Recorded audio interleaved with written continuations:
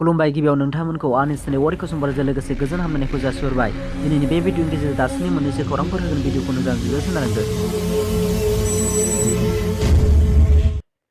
एनडिएफनि गायसनगिरि आफादगिरि रन्जन दैमारि बिथाङा माब्ला उदां जागोन? खौरां मोननाय बादिब्ला मैयानिफ्राय हियारिंखौ जागायदोंसो। नाथाय बे जोबथा राय होनाया गोबाव जागोन। हियारिंआ सोलिगासिनो थागोन। माब्लासिम सोलिगोन बेखौ दिनैनो बुंनो हाया। बेखायनो नेबाय थानांगोन जोबथा रायखौ। आसा खालामो बिथाङा थाबैनो जेलनिफ्राय उदां जागोन। बरपेटा जिल्लायाव मोनसे सोमोनांथाव जाथाय। फोरोंगिरिया गावनो नकल जगायना होदोंमोन फरायसाफोरनो। फरायसालिनि हासुग्रा न'निफ्राय हमदों फोरोंगिरिखौ। मेट्रिक आनजादनि मिरुआव गोबां नकल जेरक्स खालामनानै फरायसालिनि रल नाम्बार लिरनानै नकलखौ राननानै होदों फोरोंगिरिया गावनो। पुलिसफोरा थांनानै हमो। बिनि पकेटनिफ्राय रल नाम्बारनि फारिलाइ मोन्दों। नकलनि थफ्ला मोन्दों। नकलनि थफ्लाखौ लबरजों मेरायनानै लाबोदोंमोन फोरोंगिरिया।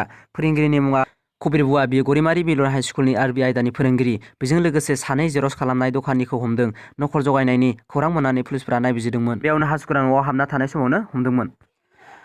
फन कलनि सायाव फैनाय कभिड-19नि कलार टिउनखौ लानानै सोरखारा थाबैनो थिरांथा लानो हागौ। कभिडनि बेरामनि सायाव सांग्रांथिखौ बारायनो थाखायनो थांनाय 2 बोसोरफ्राम सोलिगासिनो फन खालामनाय समाव गाबनाय कलार टिउनआ सोरखारा दायो बेखौ बोखारनो थिरांथा लागासिनो।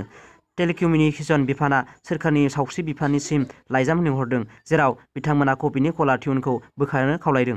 सोरखारनि खौरां बादिब्ला दायो सावस्रि बिफाना कभिडनि गोसारनायनि थासारिखौ नोजोर होनानै कभिडनि अडिअ क्लिपफोरखौ बोखारनायनि सायाव सानगासिनो दं। आगोलाव कभिडनि समाव सांग्रांथिनि थाखाय बेखौ होनाय जादोंमोन, नाथाय दायो कभिडआ गैलिया बुङोब्लाबो गोरोन्थि जानाय नङा। बे कलार टिउनआ माब्ला समाव गोनांथार जायोब्ला कल खालामनाय समाव गोबाव सम गाबो, जायनि थाखाय गोबां सुबुंफोरा रागा जोङो, खहा जायो। बेफोरनो नोजोर होनानैनो लाइजामखौ बोखारनो खावलायदों। दासिमनि भिडिअ'आव बेखिनियासै। भिडिअ'खौ नायनानै मोजां मोनदोंबा लाइक, साबस्क्राइब आरो शेयार खालाम, मानोना आं गोदान भिडिअ लाबोबाय थानो नाजागोन।